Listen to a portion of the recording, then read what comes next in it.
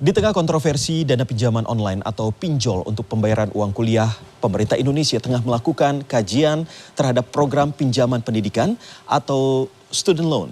Dalam skema pinjaman tanpa bunga ini, mahasiswa dapat membayar uang pinjaman setelah lulus dan berpenghasilan cukup. Edukasi generasi muda Indonesia terancam putus akibat tunggakan biaya kuliah yang tidak bisa dilunasi. Beberapa mahasiswa bahkan berpaling ke pinjaman online untuk menyelesaikan tunggakan ini. Padahal, menurut Undang-Undang Nomor 12 Tahun 2012, pemerintah daerah dan perguruan tinggi mempunyai kewajiban memenuhi hak studi mahasiswa kurang mampu sesuai dengan peraturan akademik. Kini, pemerintah tengah mengkaji pinjaman pendidikan atau student loan untuk opsi pembayaran kuliah. Peneliti di Universitas Bonn, Elza Elmira, mengatakan ada konsep income contingent loan dengan skema pinjaman tanpa bunga yang dapat dilunasi mahasiswa setelah lulus dan berpenghasilan cukup.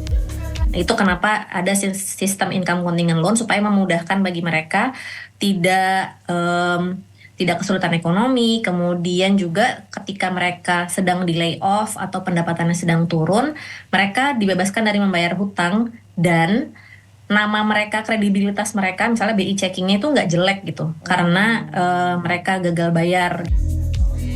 Deputi Bidang Koordinasi Peningkatan Kualitas Pendidikan dan Moderasi Beragama Kemenko PMK, Warsito mengatakan, pinjaman lunak ini dapat meringankan beban finansial mahasiswa. Adanya memang satu data yang memang saat ini sudah kita insya Allah negara Indonesia, pemerintah ini sudah memiliki data yang sangat siap untuk bagaimana terintegrasinya seseorang sehingga akan terlacak dengan mudah. Pengamat pendidikan dan dosen Universitas Multimedia Nusantara, Doni Kusuma mengatakan, skema student loan atau pinjaman pendidikan bisa diterapkan di Indonesia. Namun, ia mengingatkan ini bukanlah hal yang mudah dan harus ada antisipasi dari mahasiswa dan pemerintah. Jadi menurut saya ada 3 hal yang harus diantisipasi. Dari sisi pemerintah, anggaran dana dan regulasinya juga sinkronisasi, koordinasi antar kementerian itu sendiri.